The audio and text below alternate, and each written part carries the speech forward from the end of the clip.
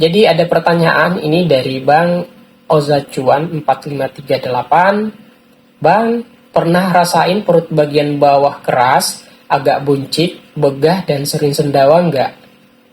Oke, jadi untuk perut keras di bagian bawah sering banget saya rasakan. Bahkan sebelum saya tahu kalau saya itu sakit asam lambung, nah itu sering banget saya rasakan. Dan saya pikir itu karena terlalu sering duduk. Ya mungkin juga kali ya, karena terlalu sering duduk, tapi itu sering banget saya rasakan. Dan pada saat saya dirawat di rumah sakit karena sudah asam lambung nih, saya sering konsultasikan ke dokter. Nah, cuman hasil atau kesimpulan dari dokter waktu itu belum ada secara jelas, secara pasti penyebab dari perut saya itu agak keras ya bagian bawah, dan itu sering banget saya rasakan dulu. Dan sampai sekarang pun kalau misalnya apa ya, ada pola pola pola pola hidup ya, ataupun mungkin pola makan kurang bagus dan saya terlalu sering duduk, itu kadang saya masih rasakan. Tapi itu sudah saat ini itu sudah alhamdulillah sudah jarang banget saya rasakan ya.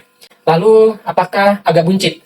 Kalau dikatakan agak buncit itu karena begah, iya. Jadi perut saya itu kembung, begah karena terlalu banyak udara, angin yang ada di dalam perut. Ini sudah saya periksa ke dokter, sudah dilakukan pemeriksaan, dan itu pada saat dicek itu hasilnya gelap banget, nggak terlihat karena tertutup oleh udara atau angin angin yang ada di dalam perut saya.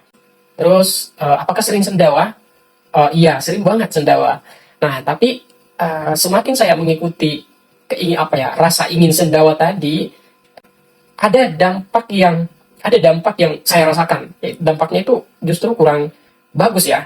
Misalnya dada saya makin terasa panas, tenggorokan saya makin terasa panas, kemudian ya tadi begah perut juga masih terasa panas juga. Jadi saya mencoba menganalisa.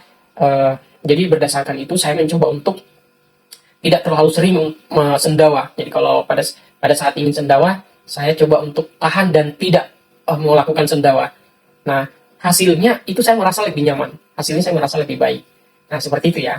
Lalu terakhir terkait tentang obatnya ya. Jadi untuk obat, memang selama saya berobat, selama saya melakukan penyembuhan, saya memang rutin berkonsultasi ke dokter. Saya memang rutin berkonsultasi ke dokter dan selalu sedia obat asam lambung. Jadi obat asam lambung apa saja ya, semacam omeprazol. Kemudian ada juga paracetamol. Nah, tapi bukan cuma itu juga ya. Menurut saya sangat perlu didukung untuk menerapkan pola hidup yang tepat. Misalnya jangan begadang. Ini berkali-kali saya sebutkan di YouTube saya atau di channel ini. Jangan begadang. Jadi kalau bisa dalam masa-masa seperti itu jangan sampai tidur di atas jam 11. Bahkan saya dulu itu jam 8 sudah tidur. Nah, jam 8 malam sudah tidur karena nggak bisa ngapa-ngapain. Itu pun juga sebenarnya agak susah tidur karena sebagai apa ya, agak susah tidur karena dada kita itu panas, apalagi kalau telentang ya. Nggak rasanya tuh dada benar-benar nggak kuat menahan beban, seolah-olah seperti itu. Jadi mau nggak mau tidurnya itu harus miring dan kepala saya harus lebih tinggi, bahkan bantal bisa sampai 3-4, pokoknya bantalnya harus tinggi. Kalau nggak seperti itu maka dada saya itu makin terasa panas. Terus selain pola tidur ya tentu juga makan yang diperhatikan ya.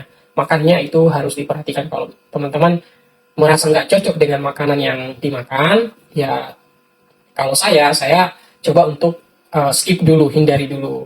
Bukan berarti nggak makan, tapi saya coba untuk nggak makan dulu. Dan saya akan sering konsumsi makanan yang saya sudah rasa itu cocok bagi saya.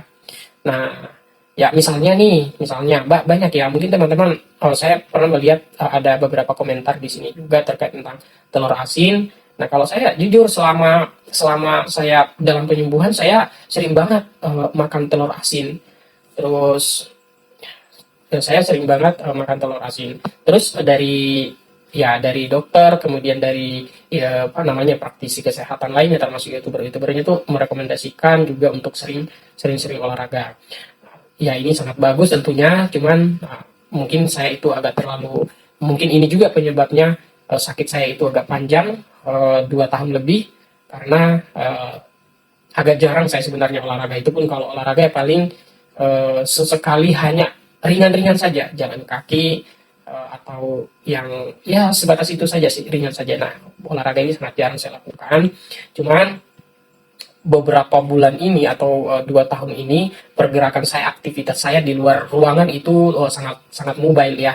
Jadi setelah saya ya ini juga sangat penting banget nih, pergerakan ataupun mobile itu bagi saya itu sangat berdampak positif bagi percepatan percepatan penyembuhan kita. Bayangin saya masih dalam kondisi sakit ya, kemudian saya berani untuk beraktivitas di luar ruangan ya, karena tuntutan pekerjaan saya itu dalam kondisi yang masih kurang nyaman, masih masih belum sembuh total. Saya bekerja di salah satu perusahaan digital marketing, dan di sini saya sering keluar, saya sering ke lapangan, dan saya sering ke lapangan, saya sering keluar kantor, dan melakukan aktivitas di lapangan mobile dari satu tempat ke tempat lainnya. Dan ini saya lakukan selama berbulan-bulan, dan dampaknya alhamdulillah itu berasa banget ya, artinya memberikan penyembuhan yang sangat signifikan.